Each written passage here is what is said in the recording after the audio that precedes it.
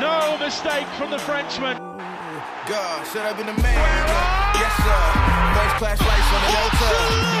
Sitting on the dresser. Yes, sir. And here comes Ward-Prowse. Loftus-Cheek takes aim. This is Corner Flag Talk.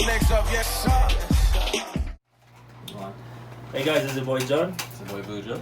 And this is our first installment in our summer episodes of Club Breakdowns. So first off, we unfortunately gotta do Man City. So how we're gonna do these episodes is that we're gonna have it where we have at least one fan on the episode. So for this episode, he's allowed to be biased. So Virgil here gets to be the Man City fan he is. And we're gonna try and go through the club based on Corner Flag Thoughts end of season report card. So you guys will see it on the Instagram. And what it is that we are judging on 3 categories: transfer activity, performance versus the outcome, and the manager's performance, right? And based on these 3 categories, we're going to grade how each club's season went along. Now, in some cases, it might be a little bit more trickier than that, like when we reached Manchester United, where they had 2 managers in the same season and that kind of stuff. But we'll just, go with it as it goes along. So we don't want to keep these episodes too long. We're going to go straight into. So Man City manager is Pep Guardiola. I think he had an alright season. I feel that season was fairly decent. Nothing special. Nothing standoutish. Nothing like if at the end of the season they just called themselves the Formidables or some stupidness like that. I mean, last season it was called the Centurions. Alright, cut it. So across the season, Manchester City won. Just to put it out there, they won Premier League, they won the FA Cup, they won the Carabao Cup, and they won the Community Shield. So first category we have here is transfer activity. Me personally, Virgil, I would actually give them a C. For me, reason being is that I think going into last summer, we saw 3 positions of need. One being a backup needed for the wings, which they got in Riyad Mahrez. Yeah. For 60 million, I don't think it was that much money in terms of what players are going for now. A Premier League winner, and he has been having good seasons even beyond that. But I think there also was a need at left back, and there was also a need at defensive midfield as a backup for Fernandinho. And especially at left back, I am a little concerned as to why Pep and the backroom staff was so okay with ignoring it, in the sense that Benjamin Mendy has injury problems, and yes, you are hoping that he goes out there to have the best season he can, but Delph was a square peg in a round hole. He only did so much good. He did not add to the attack the way that having an actual left back in Benjamin Mendy did. Benjamin Mendy, and you could attest to this, played so good at left back when he played that Leroy Sané could not have started. And in defensive men now, we saw where the games that Fernandinho didn't play, Gundogan did an okay-ish job, but he's not a defensive midfielder. And I think that's where the club slipped a little bit. It showed probably in the Champions League where Fernandinho was missing. But I know it's weird to try and point out flaws in a side that win 4 trophies, but I do think that those 2 positions in particular, they should have addressed since last season. And when we reach the second part of this, where we talk about transfers, those are 2 positions that they definitely should have to be addressed.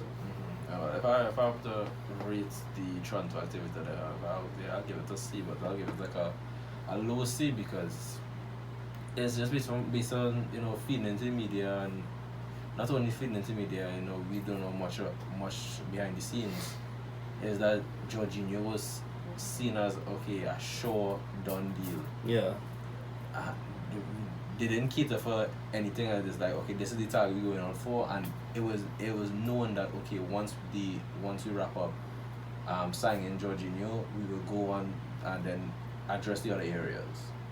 And it just so happened that bizarre things happened when Sarri moved to Chelsea, and he took Jorginho made the switch. It's just that after that, all the other options were either we waited too long, either renewed, or the other options just basically said that they know they're staying and everything, because it's coming up close to the beginning of the season, and we didn't want to make a panic buy. So they say, all right, well, if we, knowing Pep Guardiola, he likes players to adapt to new situations and new positions.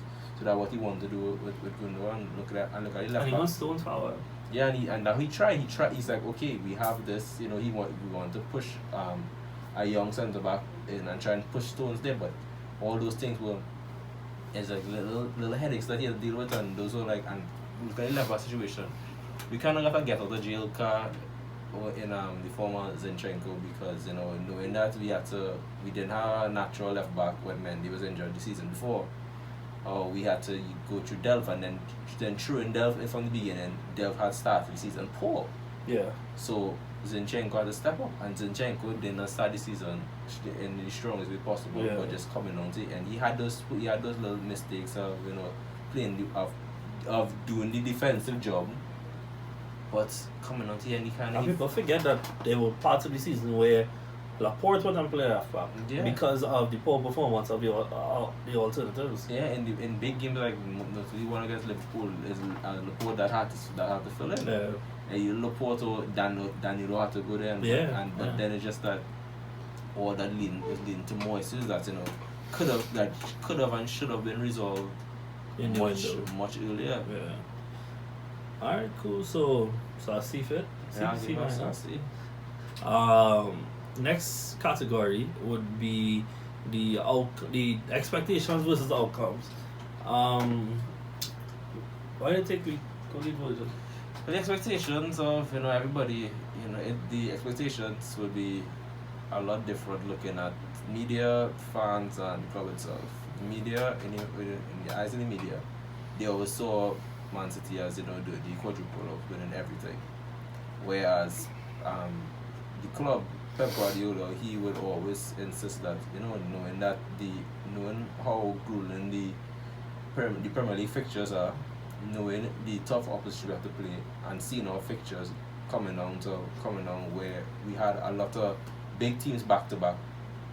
He knew that, okay, it will be an issue, and not saying that, alright, it wasn't achievable. It was very achievable. Just you saw some of the mistakes that, you know, tiny mistakes, and, you know, areas that we didn't really strengthen, and all that just came, it had showed coming on to any season, like the games where Fernandinho missed. Those are the two games where we got the bad results. Yeah. Knowing that, okay, this was something that we tried to address before and we didn't do it, but the expectations for City was obviously Champions League, and looking at that, and that they did the title, they did that, and it was yes, the quadruple, knowing that yes, it's achievable, and if the Champions League could have been won and the Premier League lost, I feel like City would have still see that as, alright, this was a very successful season. Yeah. But because of everything that happened in Champions League, it was like, okay, now with us being out of the Champions League, we have to push for this. So anything less than Champions League or winning everything else would have been seen as a poor, I wouldn't say like flat out terrible season, but it would have been poor compared to last season. For me, it's that when you come down to it, and if you ask them to, you know, categorize these trophies, right? Yes, you're entering a competition, so you should be trying to win it, right? Mm-hmm. But I really do think that if for some reason he had to exit the FA Cup or the Carabao Cup, it wouldn't have mattered. Mm-hmm. But the fact that he did win them, along with the Premier League, did add to how well the season was, how the season was in the end. So, just before I continue, what grade do you give them based on expectations versus outcome? Expectation versus outcome, I would give them B+. And I was actually thinking along the same lines as well. I think I would go for an E. Reason being, I would have said A+ if they had won the Champions League, because then that would have been excellent, best team in Europe. But I do think that the failure to be in the Champions League, at least in the semi-finals, is still seen as a little asterisk next to the season. And yes, and what makes it worse is it's the English opposition. Then when you look back on the league, they beat them twice. And when it comes to the Champions League, they weren't able to do so against a weak and Spurs side. And I think I would give him a B plus as well, because I think A would have been And getting everything. And just to touch back on that quick, the B pluses, this is not comparing anybody else. Yeah, this is But solely this is them. solely them. But I feel like the A was so close where it came down to, as I say, it's a seasonal and margin and small errors where he got it wrong in the Champions League. Yeah, he did. The playing style, like if the season was just going if the Champions League went the same way that how the league went, it can obviously not take away from the fact that over 2 seasons are 198 points. It's just that where they drop points and where they lost, it could have been avoided in the easiest way possible. It could have been avoided. So that was That's just ridiculous, though. Jeez, though. Now, before we move on from this, Pep Guardiola has said that there's not enough respect placed on one in the league, and I do agree, because at the end of the day, the Champions League is a cup competition that you could literally have one off day and it could be it, or you could just have one really good day and you go to the next round. And my point in saying that is, yes, it is Europe's league competition. It is what everybody would give to win. Everybody, except probably Liverpool, because they would probably give everything to win the league because they have won the league, right? But everybody would give to win it. But my point in saying that is that against 38 games, it is harder to maintain a consistency. We look at Liverpool, hit them at 97 points. Liverpool went on to win the cup competition where it came down to moments. But when we look at the season, it's based on consistency. And whereas Liverpool's lack of consistency in attack resulted in them getting a couple draws, which ultimately was their downfall, we look at that's where cities thrive at being consistent against these smaller teams. So I think the whole point of this was supposed to get different grades, but I do agree with you. I think B plus is fair. And the last category would be manager's performance. I would like to think that I would give Pep a B flat, just a B, because I think that he has done well, and I love Pep's arrogance. And the reason I say that is that the managers at their peak of their powers don't budge for anybody.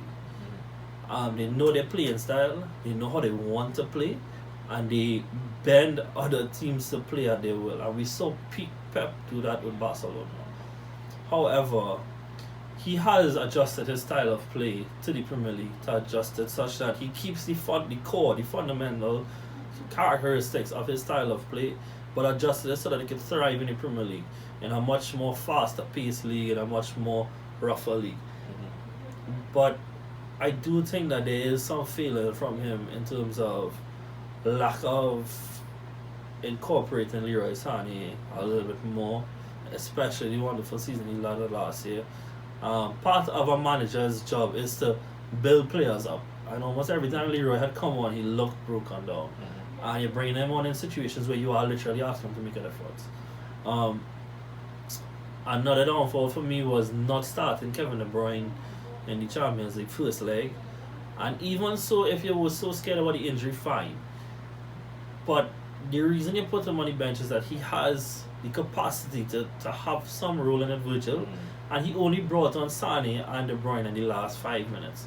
What are they going to do in 5 minutes? And that to me was a little too much arrogance, and probably admitting it. And the irony about it is that on the flip side of Virgil, De Bruyne started the next leg, and De Bruyne hit them with 3 peak De Bruyne assists down. That bullet pass to somebody for them to just finish. That is peak De Bruyne. And yes, he got injured after that, and we can look back in retrospect and say, alright, maybe he had a right to be reserved. But if he couldn't play, he would not have brought him on for the 5 minutes. So the fact that he could have played, at least, at most, give him 15 minutes at the 75th minute mark. So for me, a B has to be it. I really love Pep and I love his style of football. I would love to give him my A. But for me, that bit of feeling to get past Spurs, where I felt like Poch actually did tactic him to a point. Yeah. What was his feeling this season?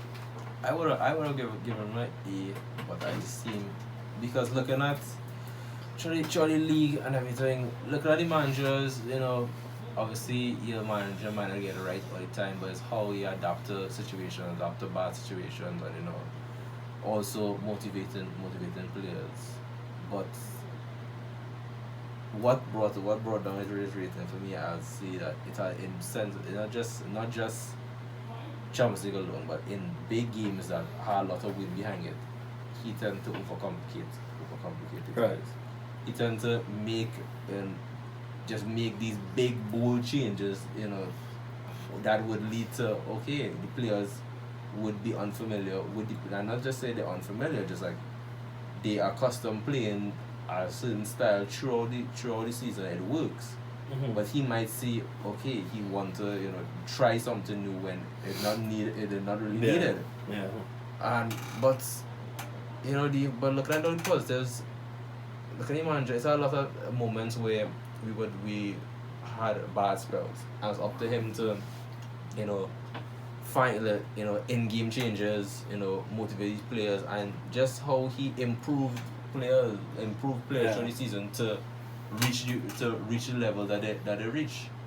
Just I'll just say, most notably will be Raheem Sterling and Zinchenko.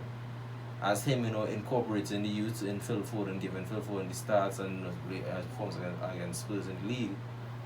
But it just can't help but shake the feeling that he overcomplicated that Champions League. And I know that's not the entirety of the season, but It is a standout point in this season. Is a standout point, and that is what Man City is being judged on, because they won the league, they won the cups. It's the Champions League that people focusing on. And I'm asking something, Virgil. If given the opportunity to trade those three for the Champions League, would you? Yes. You would. There's no point in making it sound hard that 3 trophies versus 1. It's the one that you have never won. Mm-hmm. Just like if you ask a Liverpool fan, they might be willing to trade 3 of their Champions Leagues for a Premier League. You might ask a Barca fan, they might be willing to trade 3 of Messi's 4 just to see him lift that World Cup. Mm-hmm. There's things you would do. So what's your final grade for him?